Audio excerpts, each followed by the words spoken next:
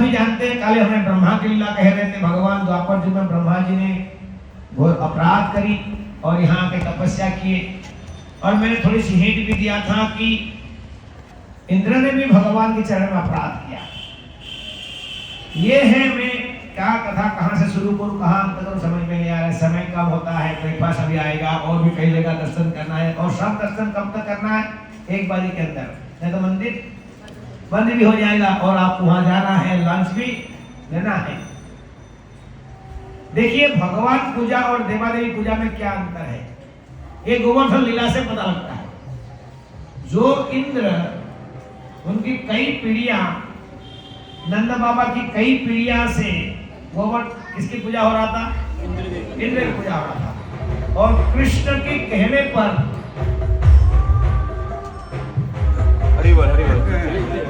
कृष्ण के कहने पर उन्होंने इंद्र पूजा बंद कराई और पलटी, भाषा पलट गया।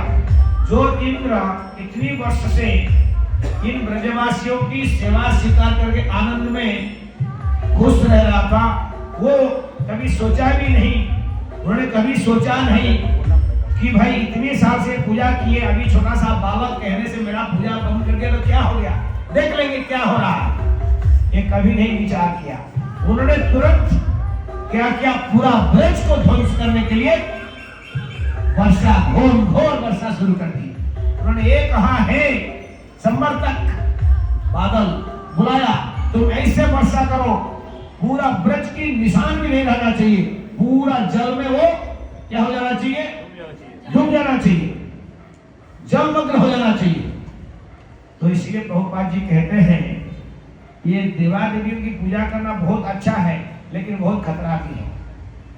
पूजा करें तो अच्छा है, पूजा नहीं करें तुमको मार देंगे। अब देखिए ना, वही इंद्र की पूजा कर रहे थे खुश, और जब पूजा की बंद किए तो लाओ भाई सबको विनाश करो। तो इसलिए भगवान विष्णु को पालन करता कहा गया है। जो पालन होता है, पिता माता होते हैं, बच्चा अंधा क्यों ना हो, दुष्ट क्यों ना हो, अच्छा क्यों ना हो, सबको अपनी गोद में बैठाती है और सेवा करती है, समझे कि नहीं। तो उस समय में इंद्र ने भगवान के चरण में घोर अपराध किया। क्या अपराध किया? उन्होंने ब्रजवासियों को कष्ट देने के लिए प्रयास किया, नाश करने के लिए प्रयास किया। और भगवान, आप जाएंगे, आप लोग गिरिराज की परिक्रमा कितने लोग किए हैं? इसीलिए गिरधारी एक गिरिराज लीला केवल इंद्र के कारण हुआ।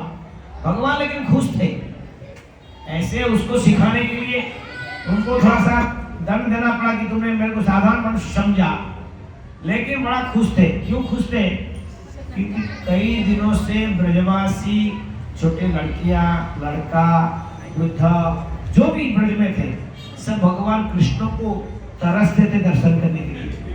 सुबह गोपियां देखते थे, गाय गांव के बीच में गाय लेके जा रहे हैं, घुंघराल पाले हैं, सुंदर श्याम सुंदर नने चल के जा रहे हैं, और दिन भर सोचते थे कब फिर वापस आएंगे, उसके सुंदर मुखमंडल हम दर्शन करेंगे।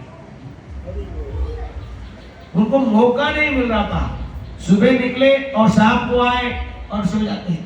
इसीलिए वो कंप्लेन करने जाते थे, इसी बहाना में कन्हैया के दर्शन हो जाएगा कि हमारी घर में वो माखन चोरी करता है।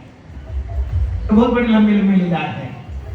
इसीलिए प्रसन्न थे भगवान कृष्ण, क्योंकि सारी गोपियों की इच्छा जो था, इस माध्यम से, गोवर्धन लीला के माध्यम से 7 दिन 7 रात बिना सोए आंखें खोल के देखते रहे भगवान श्याम सुंदर का सुंदर। तो ये सुंदर लीला होने के बाद में ब्रह्मा जी को, इंद्र को बड़ी खेद हुआ अंदर कि मैंने क्या कर दिया। उन्होंने भगवान को समझ गया कि भगवान साधारण बालक नहीं है। उन्होंने सुरभि गाय का लेकर आए, उसकी दूध से गोविंद अभिषेक किया। इसीलिए ब्रज में आनियोर के पास में गांव एक कुंड है जिसका नाम बना गोविंद कुंड। आपने देखा होगा, दर्शन क्या होगा, वही गोविंद कुंड भगवान के चरणामृत का युद्ध है। तो वो इंद्र, जब उनको पता लगा कि कली युग में चैतन्य महाप्रभु मोस्ट मर्सीफुल, सबसे करुणा दयालु है, वो यहाँ आने वाले हैं, तो इसी द्वीप में सुरभि गाय को लेकर एक यहाँ विशाल वटवृक्ष था, अभी भी हमको दिखाई नहीं दे रहा लेकिन है। वो वटवृक्ष के नीचे इंद्र सुरभि गाय को लेकर उसी वटवृक्ष के नीचे घोर तपस्या किए। इसीलिए गाय और वृक्ष के नीचे इंद्र के साथ में तपस्या हुआ, इसलिए उसका नाम हो गया गोद्रुमदी। मैं क्या कहा था? गो गाय द्रुमा, वो विशाल वटवृक्ष।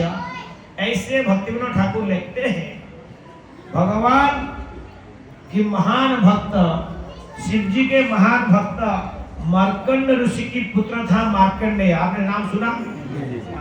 ये मार्कंडेय ऋषि का वयस केवल था 7 वर्ष। कितना वयस था? 7। वो 7 वर्ष में उनको पता नहीं था, उनको पिता माता को पता था कि 7 वर्ष में ये हमें ऐसे वर प्राप्त हुआ है कि आपका पुत्र नहीं था, मार्कंड ऋषि का पुत्र होगा, लेकिन sorry to say your son will die in 7 years। पिता माता को पता था कि पुत्र का मृत्यु कब होगा? 7 वर्ष, राइट। लेकिन माँ कभी नहीं चाहता कि मेरा बेटा, कोई चाहेगा ऐसा? अंदर अंदर दुख भर रहा था। बेटा का वयस बढ़ते जा रहा है, माँ खुशी होता है कि मेरा बेटा बड़ा हो रहा है, लेकिन उसकी माँ दुख की भार बढ़ते जा रहा कि मेरा बेटा अभी मृत्यु को ओर जा रहा है। बहुत समय, 3 साल चला गया, 4 साल चला गया, 5 साल, 6 साल हो गया, अब 1 साल रह गया, मेरा बेटा मुझे छोड़ के चला जाएगा। ये स्थिति उनका नहीं, हम सबका है, लेकिन हमें कोई चिंता नहीं है। हम कहते मेरा बेटा 20 साल का हो गया, वो 20 साल के मर गया, 20 साल उसकी passed away, 20 years passed away of his life, और वो 100 साल रहेगा, कोई गारंटी भी। कल आप जानते हैं दुख की बातें, उनके लिए हम हरे कृष्ण महामंत्र बोले कि कल की बर्मा में कई भक्तों का, कई लोगों का मृत्यु हुई। पता ना आपको? पता नहीं है? 8 में कल रात को मैसेज आया, एक माता जी हैं, निष्ठा रानी माता जी करके, वहाँ म्यांमार के उनके बहुत बड़ा डोनर है, वो फाउंडर है वहाँ की। उनके दामाद चाय पी रहे थे रेस्टोरेंट में और गिरा और वही अंदर स्पॉट डेथ हो गया। उन जी के लिए मैं कहूँगा बर्मा में इतने हजार लोग का, कई पता नहीं 100, 200, 500 लोग का मृत्यु हुई है। उनके लिए हम धाम में एक बार हरे कृष्ण महामंत्र बोलेंगे, हरे कृष्णा कृष्णा कृष्णा हरे हरे, हरे राम राम राम हरे हरे। तो मार्कंड ऋषि की माँ कहा, बेटा तू अच्छा लड़का है, तू महामृत्युंजय जप कर और शिव जी का आराधना कर। और ये कथा कहा हुई जगन्नाथपुरी में, वहाँ मार्कंडेय सरोवर है। आपने कभी गए कोई? वहाँ आप देखेंगे शिवलिंग नॉर्मली बड़ा सुंदर लिंग होता है, दर्शन होती है। वहाँ शिवलिंग पूरा बिखरा हुआ, टूटा हुआ मिलेगा आपको। और कथा आप जानते हैं, मैं कहना कथा कहाँ शुरू करूँ, कहाँ करूँ, समझ में नहीं आता है। वहाँ जिस दिन उसके 7 वर्ष पूरा हो रहा है, माँ ने कहा, बेटा तूने आज शिव जी की आराधना करना है, किसी हालत में शिव जी के मंदिर से बाहर नहीं आना है। उनको नहीं करेगी ना मृत्यु है कुछ है, बोला मेरी आदेश पालन कर। और माँ ने इसको भक्तों ऐसे बनाया, शिव जी का भक्त वो शिव जी का आराधना बिना नहीं रह सकता है। आपने कभी कभी देखा होगा फोटो, वो शिवलिंग को पकड़ा हुआ है और बाहर से कोई उसका त्रिशूल लेकर है कि नहीं। तो वो क्या हुआ, तो वो मैं इसलिए कहा कि यहाँ से कथा वो संबंध है। वो आखिर दिन यमराज आए, और यमराज आते हैं तो हमें करते हैं यम पास में हमारे गला में लगाते हैं, हम उठा के ले जाते हैं। और ध्यान रखा, हमारी तो गारंटी है यमराज हमको स्पर्श नहीं करेगा। क्यों? हरिनाम है, गले में तुलसी है, और यमराज तो यमुना का बहन है। हम तो यमुना की प्रिय प्राणनाथ भगवान कृष्ण की भक्ति करते हैं। अरे भैया, भगवान कृष्ण की साला साहेब है कौन? यमराज। कौन है? साला साहेब है। इतना सैल्यूट मारेंगे हमको, है कि नहीं? क्योंकि हम उनकी जीजा जी के भगत हैं, चेले हैं। तो कृष्ण भक्ति करने से क्या होता फायदा देखिए, यमराज के साथ में हमारे बंधुत्व हो जाता है, क्योंकि उनकी सम्मान सबसे संसार में सबको ज्यादा सम्मान कहाँ मिलता है? दामाद को मिलता है ना। और दामाद की हम चेले हैं तो वो भी हमको कहते हैं कृष्ण हरे कृष्ण हरि बोल हरि बोल। तो इसीलिए आप जाएंगे वृंदावन मथुरा में जाएंगे विश्राम घाट में, और वर्ल्ड में कहीं भी भाई बहन दोनों का मंदिर है, यमुना यमराज का और यमुना दोनों, इसीलिए वहां जाते हैं भाई भैया दूज में भाई बहन को स्नान कर उनका दर्शन करते हैं, तो फिर यमलोक दर्शन नहीं मिलता है। तो यमराज वहां आए, पासा फेंके, अंतिम दिवस है, उन्होंने कहा है बेटा बाहर आओ। शिव जी की मंदिर अंदर में शास्त्र में कहा गया कोई भक्ति भजन कर रहा है अकाल मृत्यु उसको मंदिर के अंदर नहीं हो सकता है। तो इसीलिए उन्होंने क्या किया, यमफास बाहर से फेंका, उन्हें स्वर्ण कमल दिया कि उन्होंने कहा कि तुम ये स्वर्ण कमल मैं लेके आया हूं, देखो ठग रहा है बच्चे को, लालच दे रहा है, इसी बहाना से बाहर आएगा तो इसको पकड़ के ले जाएंगे। तो स्वर्ण कमल दे रहा है, बोले स्वर्ण कमल ले लो और भगवान शिव जी की आराधना करना, पूजा करना, भगवान खुश हो जाएंगे। बोला मेरी माँ ने कहा कि शिव जी के मंदिर से बाहर आज जाना नहीं, तुमको आना है तो अंदर आके लेकर। अब वो आया ही नहीं। अब उसने क्या किया, पासा फेंके यमदूत में, और उसकी गले में लगा हुआ यमराज की पासा वो खींच रहे हैं, और ये अपने शिवलिंग को छोड़ नहीं रहा, नमः शिवाय करके पकड़ कर, और शिव जी से ये सहन नहीं हुआ। शिव जी वो शिवलिंग टूट गया और शिव जी स्वयं प्रकट हो गए। अरे और पासा जो था, रस्सी था, उसको काट दिए, और काट देने से वो डर के शिव जी प्रकट हो गए। अभी भूतनाथ शिव जी प्रकट हो गए, उसी समय क्या होगा अभी दशा, भाग गए, और यमराज स्वयं आना पड़ा, जाके बोले ऐसे हुआ है, वो आए, वो बोले कि ऐसा हुआ, आप ऐसे क्यों रोक रहे हैं भाई, उसका 7 दिन है, मेरा ड्यूटी करने दो। बोला कहाँ 7 दिन है, कहाँ लिखा है 7 वर्ष कहाँ लिखा है, खोलिए। बोले चलते हैं, आप हमारी दोनों का मालिक जगन्नाथ जी है, जगन्नाथ की मंदिर के बगल में ये घटना हो रहा है, कहाँ हो रहा है, पुरी में, चले कि नहीं, बस पश्चिम द्वार के पीछे मार्कंडेय सरोवर की कथा बात चला। बोला चलते हैं, हम दोनों क्यों झगड़ा करें, हम चलते हैं अपने मालिक के पास चलते हैं, जगन्नाथ जी हैं वही बताएंगे। यमराज पोथी लेके गए, अपना पोथी में लिखा था, वहां उनकी आने की पहले शिव जी ने फोन कर दिए कि भाई थोड़ा कुछ करो भाई, मेरा भक्त है। वहां 7 वर्ष जहां लिख दिया, वहां 7 कल्प कर दिए थे, वर्षों को उन्होंने टाइप करके एडिट कर दिया। क्या कर दिया आप जानते 7 कल्प क्या होता है, 7 दिन ब्रह्मा जी का 7 दिन होता है, और एक ब्रह्मा का एक दिन में 1000 चतुर्युग होता है। आप सोच लो 1000 चतुर्युग रहने वाले, एक नहीं कितनी बार 7000 चतुर्युग उनका आयु हो गया 7 वर्ष से। हाँ, तो इसीलिए जब प्रलय होता है सब जनशून्य संसार जलमग्न हो जाता है, ये तो इनको जिंदा अपना मन नहीं सकते, तो क्या करेंगे, भटकते भाई कहाँ है, मैं किधर हो गया। पहला प्रलय में वो सरप्राइज हो, अरे मेरा साथी मित्र कहाँ गए, कोई नहीं है, तो अकेले यही बटन वृक्ष के नीचे जो गुद्रुम के कह रहे ध्रुव है, उसी बटन वृक्ष के ऊपर देखे, तैरते आए, वो देखा कि पत्ता है, और पत्ता को पकड़ लिए, बोले यहाँ कुछ तो आश्रय होगा, समझे कि नहीं, भटकते पानी में भर गए। तो वहां देखे भगवान श्री कृष्ण एक बट वृक्ष की पत्ता के ऊपर में बाल मुकुंदम नित्यम स्मरामि। तो क्या श्लोक किसको पता है, पदारविंदे बटस्य शयनम, ऐसा कुछ है ना, कि बट वृक्ष के नीचे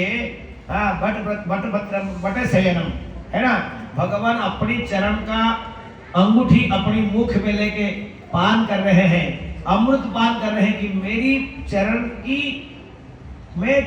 चरण में क्या है, कि संसार के हर मुनि ऋषि कहते हैं प्रभु आपकी चरणाबिंद में, आपकी चरण में स्थान दे दो, मेरे चरण में क्या है। भगवान उसको अपनी स्वाद ले रहे, भाई क्या है क्या अंदर, समझे कि नहीं, तो इस तरह की बातें हैं। तो वो स्थान एक गुद्रुम द्वीप, इसलिए मैंने कहा कि वो गुद्रुम वहीं पर उनकी भगवान श्री कृष्ण के दर्शन हुई थी, इसी स्थान पर, ध्यान रखिए इसी स्थान पर। भक्ति विनोद ठाकुर, अब आता है बातें कि यहाँ पर क्या है, ये भक्ति विनोद ठाकुर जी के समाधि स्थल है। भक्ति विनोद ठाकुर जी यहाँ पर आए, आप जानते हैं भक्ति विनोद ठाकुर के घर आपकी कलकत्ता में है, ठीक है, लेकिन वो उड़ीसा में भी मजिस्ट्रेट रहे। उनका जन्म कहीं कहते हैं कि उड़ीसा में भद्रक के पास में भद्रक के कॉलेज है, वहाँ टीचर रहे। इस तरह के उनकी जीवन काल रहा। जब अंग्रेजी समय में आप सोचिए देसी लोग को मजिस्ट्रेट करना कितना वैल्यू है। यहाँ तक ये कहा गया है कि एक नैरो गेज ट्रेन लाइन खींचा गया। उन्होंने कहा कि मैं जाऊंगा रहूंगा, मैं नौकरी नहीं करूंगा, मेरी रिटायर लाइफ है, मैं यहाँ भजन करूंगा। यही भजन के लिए आगे, ये उनका घर है, उनका बेडरूम आपने देखा, ये समाधि मंदिर नहीं था, ये उनका घर, यहीं रहने लगे, रह के भजन कर रहे थे। लेकिन सरकार ने क्या कहा, आप भजन करो लेकिन आपको हमारी ड्यूटी, अंग्रेजी लोग बोले आपको ड्यूटी करना पड़ेगा। वो जानते थे ये सक्षम व्यक्ति है, उन्होंने क्या किया नहीं, उड़ीसा में कितना डेवलप नहीं किया। तो यहाँ जब आए बोले आपको हम व्यवस्था करेंगे जाने आने के लिए, आप यहाँ भजन कीजिए, लेकिन कृष्णानगर में आपको ड्यूटी करना पड़ेगा। कल्पना कर सकते हैं उस समय में भक्ति विनोद ठाकुर के घर ऑफिस जाने आने के लिए उन्होंने नैरो गेज ट्रेन डाल दिया। बोलिए स्पेशल ट्रेन उनके लिए उन्होंने निकाला कि इस ट्रेन में आप जाएंगे, ऑफिस ड्यूटी करेंगे, उस ट्रेन में यहाँ पर हर रोज आएंगे। ऐसा भक्ति विनोद ठाकुर यहीं रहे। उन्होंने अनेक ग्रंथ, जितनी ग्रंथ है अंत समय में उन्होंने यही सब लिखा, यहीं पर उन्होंने लिखा है।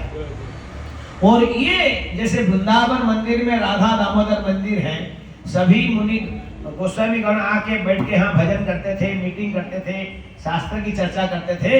ये स्थान ऐसा है, ये कैपिटल पार्लियामेंट है साधुओं का, यहाँ बैठे हैं, यहाँ भक्ति विनोद ठाकुर, गौर कृष्णदास बाबा जी महाराज, जगन्नाथ दास बाबा जी महाराज और उनकी बेटा भक्ति सिद्धांत ठाकुर महाराज यहीं पर निवास करते थे, यहीं भजन करते थे और शास्त्र की चर्चा करते थे।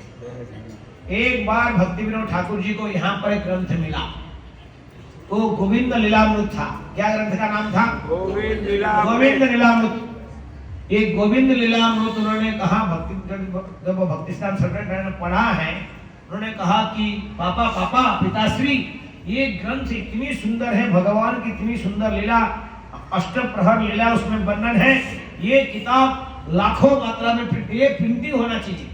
भक्ति विनोद ठाकुर ने कहा हाँ जरूर प्रिंटिंग होना चाहिए, लेकिन केवल 2 कॉपी, एक तुम्हारे लिए एक मेरे लिए। क्या कहा? केवल 2 कॉपी प्रिंटिंग होना चाहिए। कितना कॉपी? एक तुम्हारे लिए एक मेरे लिए। तो इस तरह की बातें उन्होंने कहा, क्योंकि वो ग्रंथ अति हाई लेवल की लीला है।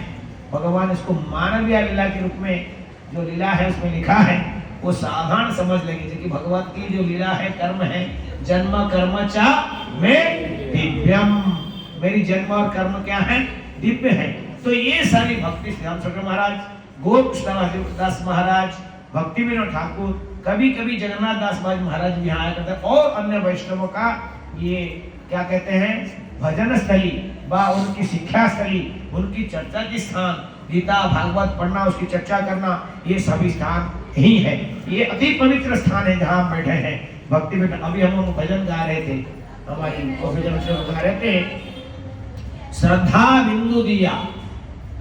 क्या था भजन? वैष्णव ठाकुर श्रद्धा बिंदु नहीं, श्रद्धा बिंदु दिया बड़ा अच्छे देहो कृष्ण नाम हमें। काल मैंने एक श्लोक हमें गोपीजन को पढ़ा रहे थे, कौन धनी, वहां एक श्लोक लिखा था। वहां राय रामानंद पूछ रहे हैं, राय रामानंद को महाप्रभु पूछ रहे हैं, धनी धने भीतर कौन धनी, जो धनवान है वो कौन, धनी कौन है, गरीब कौन है, कौन धनी है? महाप्रभु राय रामानंद को पूछ रहे हैं। उन्होंने कहा हरि नाम प्रेम जयी कोई धनी, सबसे बड़ा धनी कौन है? जो हरि नाम का प्रेम है, जिसके पास हरि नाम का प्रेम है। संसार में पैसा से गिनते हैं हम लोग, इतना पैसा है, इतना फैक्ट्री है, इतना बड़ा बंगला है, यही धनी है। लेकिन आध्यात्मिक जगत में ये कोई मान नहीं रखता है। आध्यात्मिक जगत में एक ही मान है, जो हरि नाम का संचय करता है, जो हरि नाम का धन को संचय करता है, उसको धनी कहा गया है। आप अपने को कभी भी गरीब नहीं समझना। ये संसार भिखारी है, लेकिन जो हरिनाम जप करता है वो असली धनी है। कारण उसने भगवान का असली धन जो नाम धन है, जो नाम धन है, उस नाम धन को उन्होंने अपनी बैंक में जमा करते जा रहा है। हरे कृष्णा कृष्णा कृष्णा हरे हरे, हरे राम राम राम हरे हरे।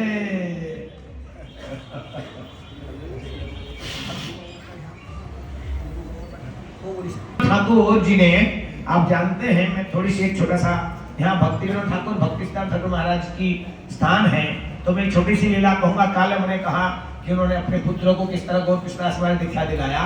भक्ति विनोद ठाकुर जब जगन्नाथपुरी में मजिस्ट्रेट थे, तो जगन्नाथपुरी के मजिस्ट्रेट हैं तो मेन ऑफिसर हैं, उनकी घर पूरा मेन रोड में था। ग्रांड रोड में आपने देखे होंगे चैतन्य मठ। रथ यात्रा निकला, क्या निकला? जिस वर्ष भक्ति सिद्धांत ठाकुर महाराज की जन्म हुए उसी वर्ष छोटे से बालक थे, समझे कि नहीं? रथ निकला, रथ वहां रुक गया, रथ आगे हिला ही नहीं। रथ में घोड़े से खींचे, आर्मी सैन्य लोग लेकर आए, खींचे, रथ आगे बढ़ा नहीं। पब्लिक लोग क्या हो गया, अब भीड़ था, रथ जा नहीं रहा, रथ बंद हो गया, तो सब लोग जाके सो गए, सब लोग। अब सुबह की तैयारी चल रहा है, रथ अभी खींचा जाएगा। सुबह सुबह मजिस्ट्रेट की पत्नी भगवती माता, उनकी छोटे बालक, कौन? भक्ति सिद्धांत ठाकुर महाराज, उनको उन्होंने कहा भाई अभी मौका है, पब्लिक भीड़ नहीं है, आप जाओ दर्शन, भीड़ में भी जाके दर्शन कर सकते हैं, मजिस्ट्रेट की पत्नी है, जो कहीं वही होता है।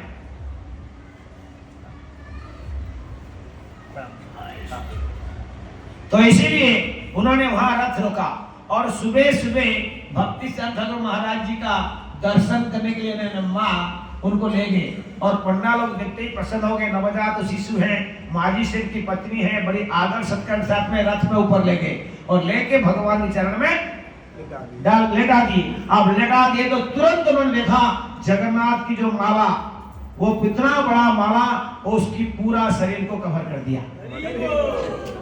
और सब पंडाओं ने देख के चकित हो गए, ये कैसे हो गया?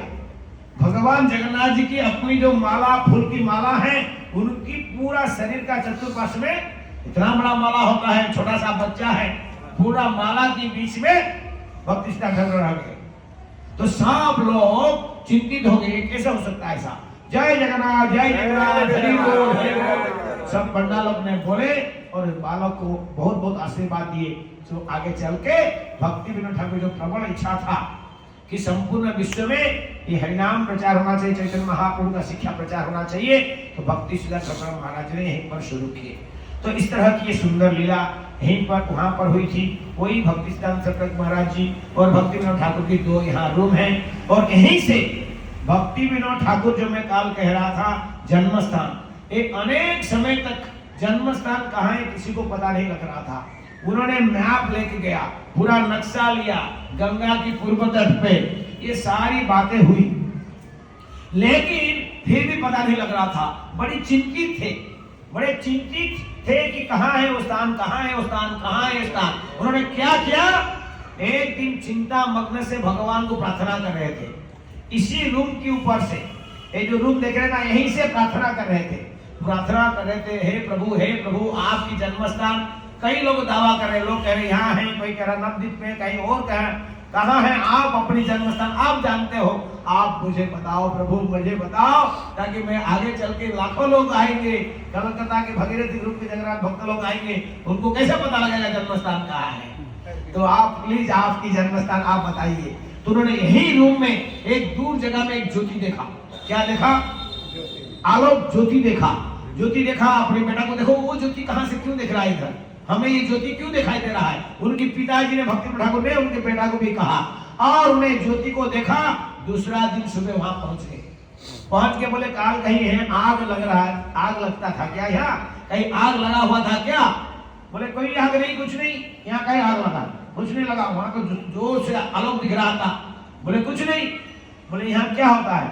बोले यहाँ कुछ नहीं होता है, यहाँ तो केवल हम बैंगन भी लगाते तो तुलसी उगता है।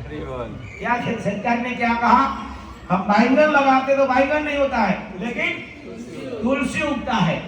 तो भक्ति विनोद ठाकुर जी ने जो दिव्य ज्योति का दर्शन किया था, उस दिव्य ज्योति को देखते ही समझ गया कि महाप्रभु ने मेरी प्रार्थना सुन ली और अपने जन्म स्थान का मुझे दर्शन कराया।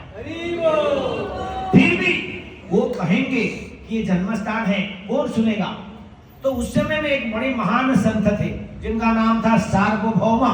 सार्वभौम का अर्थ समझते हैं ना? सार्वभौम का अर्थ जो सब मानते हैं, हिंदू, क्रिश्चियन, मुस्लिम सब जिनको मानते हैं उनका नाम है सार्वभौम। मतलब सभी का ऊपर होता है, सभी का ऊपर होता है, सब लोग उनको रिस्पेक्ट करते थे। किनका नाम है? जगन्नाथ दास महाराज। वो जगन्नाथ दास महाराज जी का पास भक्ति विनोद ठाकुर गए और वो इतनी 120 साल की उम्र के थे। कितना साल? 120। उनकी आंखें में दिखाई नहीं देता, उनकी आंखें के क्या कहते हैं इसको, पलक को ऐसे ऊपर करते थे। कौन आए? ओ भक्ति विनोद। आंखें की लेडी क्या कहते इसको, पलके गिर जाता था तो उनका शक्ति नहीं था कि उनको आंखें के पलके खुद खोल के देख पाए। तो उनके सेवक बिहारी दास उनके आंखें की पलक, कोई आया व्यक्ति ना, उनको कहते देखो आए हैं, देखो आपको मिलने के लिए।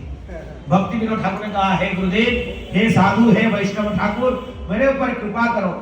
मुझे संदेह है कि महाप्रभु की जन्म स्थान कहाँ है। ये है गोस्वामी की चिंता। उन्होंने अपने महाप्रभु की लीला स्थलियों को निरूपण करना चाहते थे, स्थापन करना चाहते हैं। तो उन्होंने टोकरी में चल नहीं सकते थे, 120 वर्ष की उम्र के वृद्ध व्यक्ति को क्या किया, बास्केट में बैठाया और बास्केट में लेके वहां पहुंचे।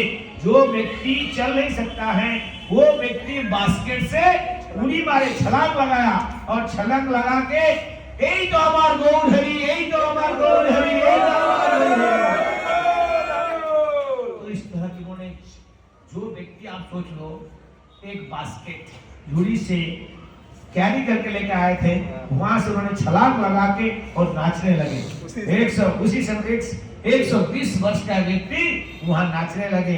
तो उसी दिन उन्होंने कहा ये जन्म स्थान है महाप्रभु का। तब से ये निरूपण हो गया और भक्ति विनोद ठाकुर ने वो जो मंदिर आपने देखा, इसको भक्ति विनोद ठाकुर स्वयं उस समय में एक रुपया, कितना, एक घर से 1 रुपया। अरे भाई उस समय का 1 रुपया 1 लाख के बराबर होता है, ध्यान रखना। एक बार क्या हुआ, कलकत्ता में किसी व्यक्ति ने, भक्ति विनोद ठाकुर जी के मित्र थे और बड़े जमींदार थे, उन्होंने क्या किया, बोला मैं जानता हूँ उसका नियम क्या है, वो 1 रुपया से 2 रुपया नहीं लेगा। तो उनकी माता के माध्यम से, माता के हाथ से 10 रुपया दे दिया। बोला उनके घर में मंदिर निर्माण हो रहा है मायापुर में, 10 रुपया दे देना, मतलब 1 लाख में से 10 लाख दे देना। भक्ति विनोद ठाकुर ने क्या कहा, खुश नहीं हुए। हम लोग को कोई दान 1 लाख देता है ना, कोई 1 करोड़ देगा तो बोले वाह वाह जय हो। उन्होंने कहा किसने दिया ये? बोले आपकी मित्र ने भेजा है। बोले उसने, आप दान तो वापस नहीं कर सकते। बोले उसने 9 लोगों का सेवा छीन लिया। क्या कहा उन्होंने? और 9 लोगों का जो, और 9 लोगों से 1-1 रुपया लेने वाला था, तो 9 लोग का सेवा उसने छीन लिया, 9 लोगों को सेवा से वंचित कर दिया। इस तरह की बातें उनकी है। और भक्ति विनोद ठाकुर जी ने ये जन्मस्थान के सार्थक किया। उसके बाद में ये जो अद्भुत मंदिर का हम दर्शन के लिए गए थे, ध्यान रखो भक्त का, गए थे कि नहीं आप लोग ने? सब गए? कोई नहीं गया? कहाँ बोल रहा हूँ, क्या बोल रहा हूँ, समझ आ रहा है आपको? टीओवीपी जो बड़ा मंदिर हम देखने के लिए गए थे, इस बड़ा मंदिर का दर्शन भी उन्होंने यहाँ से किया था। हरि बोल। हाँ, उन्होंने कहा था अद्भुत मंदिर एक होइबे प्रकाश, गौरांग नित्य सेवा होइबे विकास। इस मंदिर का दर्शन उनकी, आप यहाँ बारंडा में जाइए, वहां देखिए एकदम स्ट्रेट वो मंदिर दर्शन हो रहा है। कई भक्त लोग मेरे को पूछते हैं कि प्रभु जी को साउथ इंडिया से भक्त आए थे, उन्होंने कहा इसलिए प्रभु ये मंदिर वस्तु के अनुसार नहीं है। बोला क्या हो गया? बोले ये दक्षिण मुखी है। मैं बोला आप तो साउथ इंडिया से आए हैं, तो रंगनाथ जी मंदिर का द्वार किधर है? बोले दक्षिण मुखी है। बोला जब वह रामानुचार्य संप्रदाय के बड़े आचार्य लोग ने उसको दक्षिण मुखी बना दिया, तो हमें दक्षिण मुखी बनाने में क्या प्रॉब्लम है? वो बोले कि वहाँ इसलिए बना गया कि वहाँ पर विभीषण उनका प्रिय भक्त है, वो रंगनाथ जी विग्रह विभीषण के द्वारा पूजा होता था। उनको यहाँ जब आए तो बोले उनको दर्शन देने के लिए वो द्वार खुला हुआ है। मैंने कहा इधर हमारा भक्ति विनोद ठाकुर जी को दर्शन के लिए द्वार खोला। मेरे को किसने बताया था, मेरे दिमाग में आया, बोला सही, और बाद में पता लगा कि सही है। क्योंकि भक्ति विनोद ठाकुर जी ने मंदिर के दर्शन किया, थोड़ा ना पीछे से दर्शन किए थे, सामने से दर्शन किए होंगे ना। तो आप प्रमाण मिल गया कि भक्ति विनोद ठाकुर की पूरा घर की सामने उस मंदिर का जो दर्शन किया, तो उस मंदिर का उसी दिशा में बना हुआ है। तो इस तरह की ये अति पवित्र स्थान है। हम लोग यहाँ बैठे हुए हैं। अब हम लोग यहाँ से जाएंगे सुरभि कुंज, जो सुरभि गाई है ना, मैंने कहा था कि सुरभि कुंज, जहाँ ये सभी ये जो स्थान है इसका नाम है सोनादा सुखदा कुंज, सो आनंद। भक्ति विनोद ठाकुर ने अपने घर का नाम क्या लिखा है? स्व आनंद सुखदा। जो स्व आनंद, अपने को आनंद देता है और जो सुख देता है, उसका नाम क्या हो गया? स्व आनंद सुखद कुंज, है ना। तो भक्ति विनोद ठाकुर जी का निवास स्थान है, यही उन्होंने रहा, भजन किए। अंत में यही भगवत धाम में गोद्रुम द्वीप में अपने शरीर छोड़े और अंत में उनके शिष्यगण, उनके पुत्र इनका यहाँ समाधि दिए हैं और उनकी विग्रह श्री गौर गदाधर का सेवा आज भी चल रहा है। जो लोग ऊपर जाके दर्शन के बहुत धन्यवाद। यहाँ से अभी हम लोग रिक्शा में जाएंगे, यहाँ से हाफ किलोमीटर दूर में सुरभि कुंज, वहां पर बैठेंगे, कथा कीर्तन होगा और कथा कीर्तन के बाद वहीं पर ब्रेकफास्ट होगा। उसके बाद में केवल दर्शन ही दर्शन है, फिर हमको वापस मायापुर जाके लंच प्रसाद लेना है। बोल हे प्रेमानंदे। टोटो है, प्रत्येक टोटो में नंबर लिखा है।